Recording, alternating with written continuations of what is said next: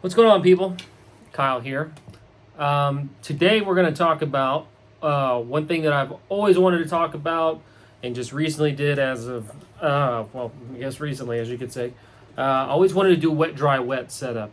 Now, when you say wet, dry, wet, what do you essentially mean? Well, picture three cabinets, you know, three in a row, and essentially what wet, dry, wet is picture if you were to plug in straight into your amp and you had nothing else going into it, no effects, no compressor, no overdrive, no nothing, just the amp itself, guitar straight in the amp. That's the sound that would come out of your middle cabinet. That is a dry signal. There is no effect on it, so to speak. Okay. Now, your wet cabinets, which would be on either side or however you want to position it, but again, we're just talking for the simple fact of the name wet, dry, wet. Your outer cabinets would have your wet effect. So it would be the same amp sound coming from your amp head. It's supplying all three amps with its tone, but the outside ones are going to be affected by whatever you happen to put in there as your wet effects. Typically, your wet effects are going to be chorus, modulation, delay, reverb. Those are just a few, okay? But those are typically going to be your wet effects. Now, wet, dry, wet was a huge thing back in the 80s due to Robert Bradshaw, who Steve Lukather gives credit to. But Steve Lukather and Eddie Van Halen both had basically Robert Bradshaw in their life as a producer at some point, and gear junkie and this and that or whatever else. But he was essentially like a producer, and as they're adding all these studio effects to the soundtracks and all this stuff, in order to carry that sound live when you go play live, obviously it's all this condensed signal with all this bunch of different stuff added to it, and three milliseconds of reverb here, delay here, this, that, chorus embedded underneath, but the mix at this much. So when you could save that almost essentially like a preset, you could put that in what they would call a rack unit, which is basically those sounds custom made, programmed into these little tiny little sliver boxes, because you'll see these big giant road cases with all these little, almost looks like VCRs to an extent. And those were what they would call rack effects. And then the rack effects were always 100% wet. So there was no real dry signal to be able to hear because it was all an affected signal. So in order to reproduce that live, he kind of came up with the wet, dry, wet setup and ran it a stereo. Now, a good example of stereo is going to be like, let's say you have a pair of headphones and you're listening to Van Halen of all things. That was a perfect example for me when I found out. I was on a plane one day. I'm listening to Van Halen, and my then wife, she's like, "Hey, can I give a listen too?" I was like, "Absolutely." So when I pulled out my headphone and gave her the one, I was like, "This sounds like dog shit," and the reason is because the way the music was, what's the word I'm looking for? Not produced. The way it was mixed, it was basically you had on one side, let's say my right side, for example, maybe just the guitar and drums panned, meaning it's only coming out of one side. They have it coming out of the right-hand side, and then out of the left, they have the bass and the vocal. So she's only hearing the bass and the vocal if I pulled this one out, and then all I'm hearing is Eddie and Alex over on this side playing guitar and drums. So I didn't get the full broad experience because I no longer had both headphones in.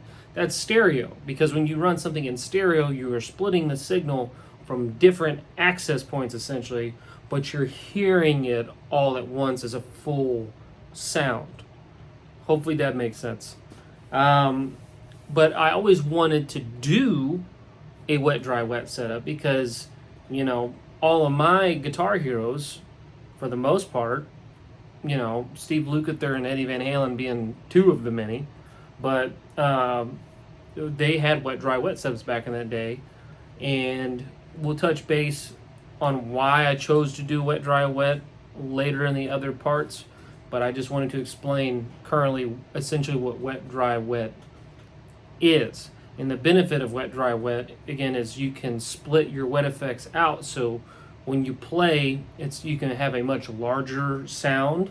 You can play more dynamic because not everything's getting muddled together in a mono sound. Mono would be like if you ran, literally every effect pedal that you had into the front of your amp and you just start engaging a bunch of them.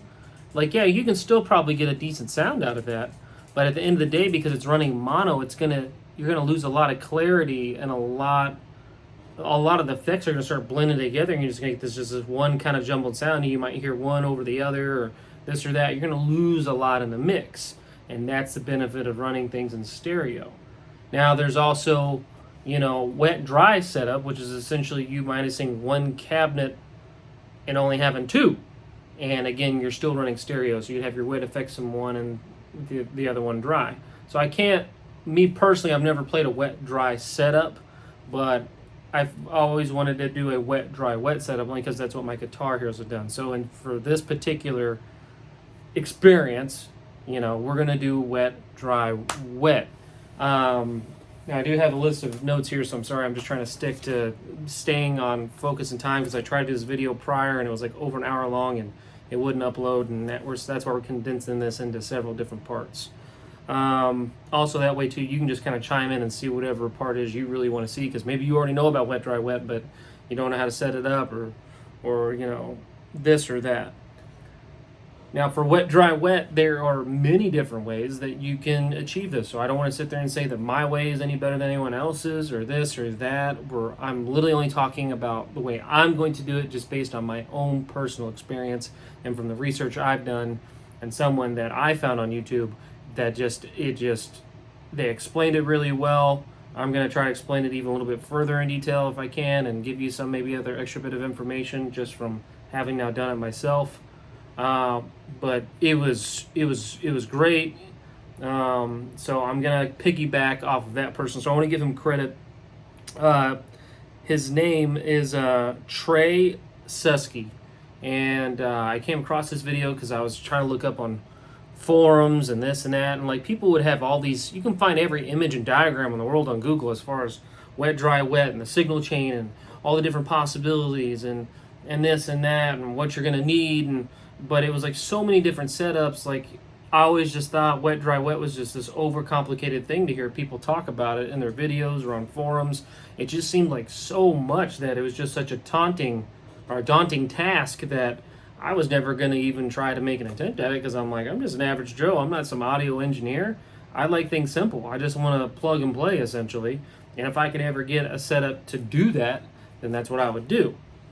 Now, to touch base on something, to backtrack, a lot of people wouldn't do wet, dry, wet setup nowadays only because it is a lot to haul as far as equipment goes. But from my personal experience from hearing it, I can see why people love the hell out of it.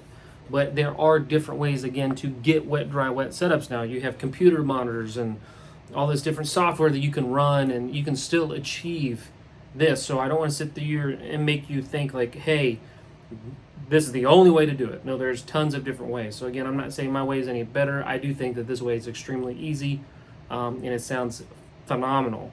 But again, there are other ways. It all just depends on your budget, what you can afford, what you can't, how close you're trying to get, what's available to you depending on where you're at in the world or where you're at in your walk of life or whatever else. But I highly recommend this. If I didn't, I wouldn't even bother to talk to you guys about it and tell you what can come of this, because it is amazing. Okay. So again, it's not complicated at all. Now having done it, like I said, they even make a pedal, as of recent, called the Boss SDE 3000, just an example of the many ways you can do this, where you're not going to need a lot of this equipment that I'm about to show you in order to get a wet, dry, wet setup. Like I said, between that and computer software and all this stuff now, you can achieve this. So let's just talk about what you're going to need, as far as bullet point in no particular order, about what you're going to need to verbally tell you. I'm going to show you in another part, and hell, I might even draw out a little picture exactly of, what this is going to look like, even though you're going to physically see it in part number 2 after this video. But for the sake of just verbally telling you what you're going to need, in case if you're more of a audio learner as opposed to a visual, I'm very visual. I'm very hands-on. That's how I learn. But I'm going to go ahead and verbally tell you just in case. So some things that you're going to need for this setup. And I'm only talking about the setup as far as what I'm doing and have done personally. I'm not talking about the many 100,000 other ways you can do this. So no more me rambling on and saying the same thing 5 different times. I'm driving myself nuts saying that to you now. But here you go. This is what you're going to need. You're going to need 1 amp head. Just 1. Now again, you can do this with combo amps and this and that if you want, because it's going to come with a cabinet. But again, for my setup, I have 1 amp head. Okay. I would advise you, just on another note, depending if you're playing at home or if you're gigging or whatever else, with PAs and all this stuff now, you don't need a lot of watts for amps to be able to be loud and to be heard. But for me, just playing at home now most of the time in my life, I am using an amp that has built-in attenuation, or a built-in attenuator. For those of you that don't know what an attenuator is, it is basically a power soak, or something that you would plug the head of your amp into to then suck the wattage down. It does not hurt your amp, it does not take away the tone, but allows you to play, if you wanted to dime that thing and just play it on 10 on every level and really get the tubes working and hot and find that sweet spot in your amp, you are able to push the amp to the fullest, but then when you attenuate it, you're able to listen at a bedroom volume or a very quiet volume or this or that. That is the purpose of an attenuator. Okay, so just for those of you who don't know, at least now you don't have to go looking that up and Google, what the hell's he talking about? What's an attenuator? Okay, that's what an attenuator is. So if you have something with a lot of watts, I'm talking like 100 watt, 50 watt, hell, even a 30 watt, depending on how many people you got living with you and how quiet you're trying to be. Sorry, my dog keeps hitting my stand per usual. But I would suggest that you get an attenuator. You're going to blow your windows out, or you're going to get the cops caught on you, or you're going to destroy your hearing. It's not going to be good. So the amp that I am using, which you will see later, is the 6505 Mini that I have modded. I have customized it aesthetically. It is the same amp as if you just bought the 6505 Mini off the shelf, but I did change it aesthetically because I didn't care for the aesthetics later. But if you go back and you watch the previous episode before this one, I literally have that amp. I talk about it. I'm not going to do that now. That's what that one's for. But that's what I'm using. It does have built-in attenuator in it where I can actually adjust it from 1 watt, 5 watt to 20 watt. So it's perfect for me in all cases to actually be able to use. And that's the reason why I would say get an amp maybe where you can adjust the wattage unless you have an attenuator. So an attenuator might be one more expense for you. So there's that. So you got your amp head, possible attenuator depending on what the wattage of your amp is. You're going to need a power amp, okay? You're going to need 3 cabinets, any size. I would suggest maybe 1x12s for the sake of your back and also for money, but we'll touch on that later. You're going to need a signal splitter. You're going to need, obviously, sorry he keeps hitting this per usual because he won't leave it the hell alone. You're going to need a signal splitter. You're obviously going to need wet effects of some sort, chorus, modulation, delay, tremolo, whatever you want to use, but those will be your wet effects, okay? Just for example. You can really run it whatever the hell you want, but that's a typical kind of scientific rule of thumb. If you hit this one more time, Halen, this dog, man. He's clumsy. And then you're going to need, or not need, your dry effects, compressor, overdrive, you know, things of that, equalizer, things of that nature. Okay, so real quick, when I say power amp, what a power amp, actually let's hit splitter first, because we're going to go into the actual signal chain in the next video, but I want to vaguely explain what these things do. The splitter is basically a offload box that's going to take, because you have one amp head, and that amp head can only power one cabinet. So when you play through anything, it can't plug into multiple cabinets. It can only plug into the one. So you're only going to hear anything through the one cabinet. So for the wet, dry, wet, obviously you have 3 cabinets. So you're going to have 2 other cabinets that we have to somehow get power to. So you can do wet, dry, wet and having 3 different amp heads. But again, that's 2 other forms of money that you're going to have to get for 2 additional amp heads. Does it look sick? Does it look cool? Sure. But again, that's one of the many ways you can do it. Again, for us, we're only doing 1 amp head. So you're going to need to be able to split your signal. So because how else can you get the power into the other cabinets? So we have to split the signal first. So you're going to run your amp head into the splitter. So now what the splitter allows you to do is to now take your amp signal from your head and now put that into your other cabinets. But that's just the line. That's not actual power. It's not actually giving any electricity, so to speak, to your outside cabinets, which would be your wet cabinets. So that's why you need the power amp. So a lot of forums and this and that, as soon as they say power amp, they would just throw me off, because I'm like, what are we talking about? They're like, well, your amp head powers this, and you have your power amp. Okay, and for whatever reason, it never clicked for me. So me saying it out loud has really helped, and doing it obviously now. But the power amp does exactly as it says. It's going to provide power to your outside cabinets. So you're going to have your signal splitter, which allows you now to just direct your amp signal to wherever. That's going to go into your power amp, and then from your, essentially from the power amp, you're going to be able to now give power to the outside speakers, okay? Now, we're not going to sit there, and I'm not saying this necessarily as far as signal chain, exactly how it's going to go. That's what part 2 of this video is for. We're going to talk about exactly how it's plugged in and as to why.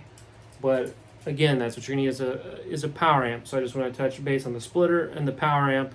You need the 3 cabinets. You need an amp head. You need your effects, your wet effects, your dry effects. If you so choose to use either, well, the dry effects really. The wet effects are definitely a must because it's wet, dry, wet. But again, it's up to you on how many of those wet effects you choose to use. Like I said, whether it's your chorus, your delay, reverb, or whatever. Those 3 and like a modulation of some sort is sick. Obviously, you're gonna need a lot more stuff. For your pedals, if you have a pedal board, if you don't, you're gonna need a power supply to supply your pedal with the powers. You're gonna need patch cables. Oh, I just hit myself. You're gonna need patch cables to connect your pedals. You're gonna need obviously several different cords for this. So that's other things to keep in mind. Again, I'm just touching on the main. Get off that, Halen. The main basics of what you're going to need to do this. I'm not touching on like every little single individual thing, because when you see this in part 2, you're going to see all the stuff that it essentially requires. But again, I'm assuming if you're going for a wet, dry, wet setup, you've at least played guitar at some point in time in your life, or you've done a little bit of research to understand that this is going to require just those little nuanced things, okay? So I don't want to sit there and say, oh, you only need the amp head and the 3 cabinets and the power amp and this and that. Well, how the hell are you going to connect it all? Let's use your brain here, okay? But again, I'm only stating that because I don't want to sit there and direct you down the wrong path and you get this stuff and then you're like, oh yeah, okay, now what do I do now? He said to get this and I didn't know I needed cables. Okay, so again, I'm just telling you now, there's going to be some extra things that you may need, but I'm going to cover that all in the second video. As you see, but again, you're going to need those cables. You're going to need power supplies. You're going to need all that stuff, okay? So yeah, the real purpose of this is just to try to make this as dummy-proof as I can, to really help you guys out. I mean, we're about 20 minutes in here in part one. Again, I'm trying to keep this short, and I can see why I've managed to make this well over an hour. But again, this is very condensed.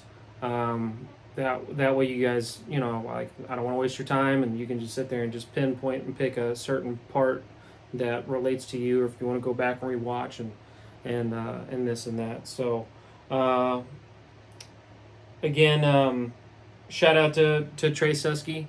I totally piggyback this off of you, good sir. I don't know you, but I did reach out to your video and said, like what you did. So I literally did pretty much almost to a T of what he did, essentially. Just basically my pedals are different in some senses. But yeah, so anyway, guys, wet, dry, wet, here we go. Moving on to part two now, and we're going to go over the signal chain and the signal path. So we'll see you guys in the second part. Sorry I burped.